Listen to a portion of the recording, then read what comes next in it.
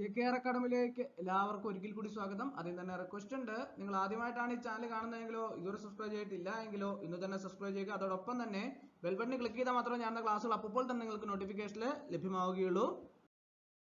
University LGSന്റെ 697/2022 short list പ്രസിദ്ധീകരിച്ചിട്ടുണ്ട് PSC.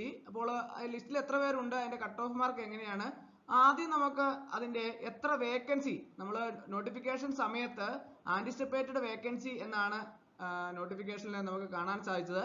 എന്നാൽ എത്ര വേക്കൻസി ഉണ്ട്, നിലവിൽ എത്ര വേക്കൻസി വന്നിട്ടുണ്ട് എന്ന് നമുക്ക് വിശദമായിട്ട് ആദ്യം പരിശോധിക്കാം. അതിനുശേഷം ഷോർട്ട് ലിസ്റ്റ് നോക്കാം.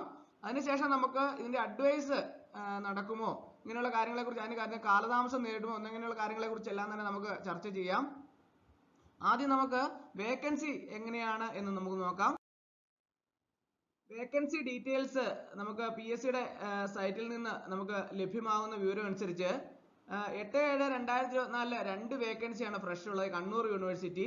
അതുപോലെ തന്നെ 8/7/2024 ഒരു വേക്കൻസി ഉണ്ട്, ഫ്രഷ് വേക്കൻസി, അത് കണ്ണൂർ യൂണിവേഴ്സിറ്റിയാണ്.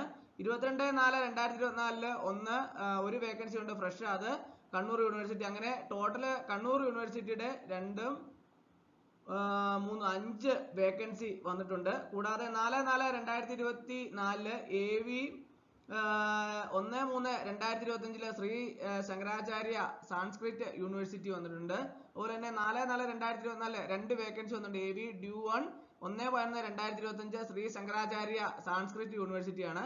അടുത്ത 4/4/2024 ഒരു വേക്കൻസി വന്നിട്ടുണ്ട്. AV due 1/6/2025 Shri Shankaracharya Sanskrit university.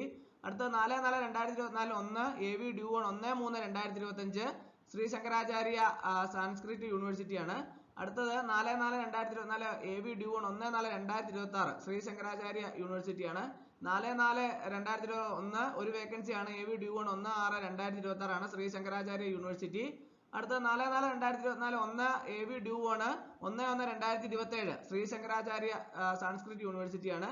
അടുത്തത് 4/4/2024 ഒരു വേക്കൻസിയാണ്, ഫ്രഷ് ആണ്, അത് ശ്രീ ശങ്കരാചാര്യ സാൻസ്ക്രിറ്റ് യൂണിവേഴ്സിറ്റിയാണ്. അടുത്ത 4/4/2024 ഒരു വേക്കൻസി വന്നിട്ടുണ്ട്. AV ഡ്യൂ 1/1/2027 ശ്രീ ശങ്കരാചാര്യ സാൻസ്ക്രിറ്റ് യൂണിവേഴ്സിറ്റിയാണ്. അടുത്തത് 5/3/2024 6 വേക്കൻസി വന്നിട്ടുണ്ട്. AV due 31/5/2025 Kerala veterinary animal science യൂണിവേഴ്സിറ്റിയാണ്.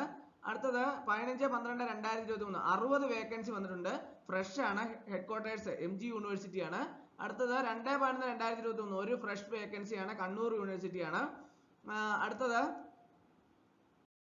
2/11/2023 ഒരു വേക്കൻസിയാണ്. AV ഡ്യൂ 1/7/2025 കണ്ണൂർ യൂണിവേഴ്സിറ്റിയാണ്.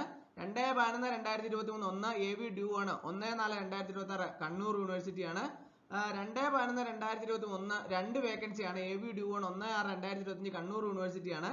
അടുത്ത 2/11/2023 ഒരു വേക്കൻസിയാണ്. AV ഡ്യൂ 1/5/2026 കണ്ണൂർ യൂണിവേഴ്സിറ്റിയാണ്.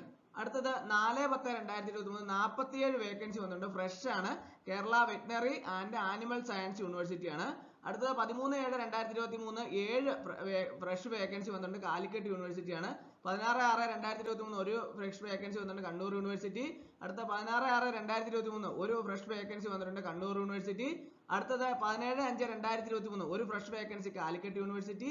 അടുത്തത് 17/5/2023 4 ഫ്രഷ് വേക്കൻസി വന്നിട്ടുണ്ട്, കാലിക്കറ്റ് യൂണിവേഴ്സിറ്റി. അടുത്ത 28/3/2023 ഒരു ഫ്രഷ് വേക്കൻസി വന്നിട്ടുണ്ട്, കുഫോസ് യൂണിവേഴ്സിറ്റിയാണ്. അടുത്തത് 13/3/2023 2 ഫ്രഷ് വേക്കൻസിയാണ്, കേരള അഗ്രികൾച്ചർ യൂണിവേഴ്സിറ്റിയാണ്. അടുത്ത 13/3/2023 4 ഫ്രഷ് വേക്കൻസി വന്നിട്ടുണ്ട്, കേരള അഗ്രികൾച്ചർ ടെർണൽ യൂണിവേഴ്സിറ്റി. അടുത്തത് 31/1/2023 ഒരു ഫ്രഷ് വേക്കൻസി, കണ്ണൂർ യൂണിവേഴ്സിറ്റിയാണ്. അടുത്തത് 11/10/2022 ഒരു ഫ്രഷ് വേക്കൻസി, കണ്ണൂർ യൂണിവേഴ്സിറ്റിയാണ്. അടുത്തത് 29/4/2022 17 ഫ്രഷ് വേക്കൻസി വന്നത്, Kerala university of health science ആണ്. അടുത്ത 5/11/2021 16 ഫ്രഷ് വേക്കൻസി വന്നിട്ടുണ്ട്, കണ്ണൂർ യൂണിവേഴ്സിറ്റി. അടുത്ത 24/2/2021 4 ഫ്രഷ് വേക്കൻസി ഉണ്ട്, കുഫോസ്. അടുത്ത 6/2/2021 11 ഫ്രഷ് വേക്കൻസി ഉണ്ട്, ശ്രീ ശങ്കരാചാര്യ യൂണിവേഴ്സിറ്റിയാണ്. അപ്പോൾ അങ്ങനെയാണ്, ഇതാണ് ടോട്ടൽ വേക്കൻസി ഡീറ്റെയിൽസ് എന്ന് പറയുന്നത്. അപ്പോൾ നോട്ടിഫിക്കേഷനിൽ നമുക്ക് കൃത്യമായിട്ട് പറഞ്ഞിട്ടില്ലായിരുന്നു, കാരണം വെച്ചാൽ ആന്റിസിപ്പേറ്റഡ് വേക്കൻസി എന്നാണ് കൊടുത്തിരുന്നത്. എന്നാൽ നമ്മളിപ്പോൾ PSCയുടെ സൈറ്റിൽ നിന്ന് നിങ്ങൾക്ക് ഈ വേക്കൻസി ഡീറ്റെയിൽസ് എല്ലാം തന്നെ നിങ്ങൾക്ക് ലഭ്യമാവുന്നതാണ്. അപ്പോൾ ഞാൻ PSC സൈറ്റിൽ നിന്ന് കളക്ട് ചെയ്തെടുത്തതാണ്. അപ്പോൾ അടുത്ത നമുക്ക് ഇതിന്റെ ഷോർട്ട് ലിസ്റ്റിൽ എത്ര പേരാണ് ഉള്ളത്, അതുപോലെ കട്ട് ഓഫ് മാർക്ക്, അതുപോലെ തന്നെ അഡ്വൈസ് എന്നോട്ടാണ് കൊടുക്കാൻ തുടങ്ങുന്നത് എന്നൊക്കെയുള്ള കാര്യങ്ങളെ കുറിച്ചൊക്കെ തന്നെ നമുക്ക് നോക്കാം.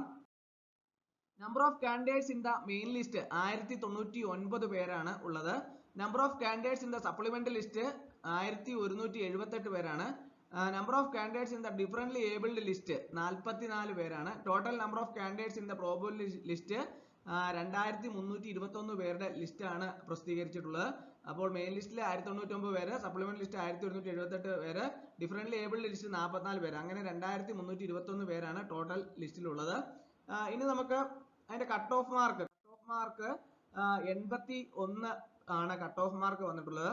ഇതിന്റെ കേസും കാര്യങ്ങളെല്ലാം തന്നെ നിങ്ങൾക്ക് അറിയാവുന്നതാണ് അല്ലെ. നമ്മള് ഷോർട്ട് ലിസ്റ്റ് വളരെ താമസിച്ചാണ് പ്രസിദ്ധീകരിച്ചിട്ടുള്ളത്. അപ്പോൾ ഷോർട്ട് ലിസ്റ്റ് പ്രസിദ്ധീകരിച്ചതിന് ശേഷം ഇനി സർട്ടിഫിക്കറ്റ് വെരിഫിക്കേഷൻ ഒക്കെ കഴിഞ്ഞിട്ട് മെയിൻ ലിസ്റ്റ് റാങ്ക് ലിസ്റ്റ് ഉണ്ടാവുകയുള്ളൂ, റാങ്ക് ലിസ്റ്റ് പ്രസിദ്ധീകരിക്കുകയുള്ളൂ. അപ്പോൾ അതിനുശേഷമാണ് അഡ്വൈസ് ഡീറ്റെയിൽസും കാര്യങ്ങളൊക്കെ നടക്കുന്നത്. അപ്പോൾ റാങ്ക് ലിസ്റ്റ് പ്രസിദ്ധീകരിച്ചതിന് ശേഷം അഡ്വൈസ് ഡീറ്റെയിൽസിന് നടക്കുന്ന അവസരത്തിൽ ഈ കേസ് കാര്യങ്ങളൊക്കെ തന്നെ ഉണ്ടായിരുന്നതിന്റെ ഫലമായിട്ട് അഡ്വൈസ് കൊടുക്കാൻ സാധിക്കുമോ എന്നുള്ള കാര്യത്തെക്കുറിച്ച് നമ്മൾ വിശദമായിട്ട് പഠിക്കേണ്ടതായിട്ടുണ്ട്. അപ്പോൾ എങ്കിൽ മാത്രമേ നമുക്ക് അഡ്വൈസ് നടക്കാമോ എന്നുള്ള കാര്യങ്ങളെ കുറിച്ചൊക്കെ അറിയാൻ സാധിക്കുകയുള്ളൂ. അപ്പോൾ ഇനിയിപ്പോൾ ഷോർട്ട് ലിസ്റ്റ് വന്ന സ്ഥിതിക്ക് ഇനിയിപ്പോൾ അതിന്റെ സർട്ടിഫിക്കറ്റ് വെരിഫിക്കേഷൻ കാര്യങ്ങളൊക്കെയാണ് ഇനി നടക്കാൻ പോകുന്നത്. സർട്ടിഫിക്കറ്റ് വെരിഫിക്കേഷന് വേണ്ടിയിട്ട് ഷോർട്ട് ലിസ്റ്റിലുള്ള ഉദ്യോഗാർത്ഥികളെല്ലാം തന്നെ അതിന് വേണ്ടിയിട്ട് തയ്യാറെടുപ്പുകളൊക്കെ നടത്തേണ്ടതാണ്. കൃത്യമായിട്ട് സർട്ടിഫിക്കറ്റ് എല്ലാം തന്നെ നമ്മൾ അപ്ലോഡ് ചെയ്ത സർട്ടിഫിക്കറ്റ് എല്ലാം തന്നെ നമ്മൾ ഹാജരാക്കേണ്ടതാണ്. അത് പ്രത്യേകം ശ്രദ്ധിക്കേണ്ടതാണ്. യാതൊരുവിധ പ്രശ്നങ്ങളും ഉണ്ടാവാതിരിക്കുന്നതിന് വേണ്ടിയിട്ട് കൃത്യമായിട്ട് സർട്ടിഫിക്കറ്റ് എല്ലാം തന്നെ ഹാജരാക്കാൻ വേണ്ടിയിട്ട് എല്ലാ ഉദ്യോഗാർത്ഥികളും പ്രത്യേകം ശ്രദ്ധിക്കേണ്ടതാണ്.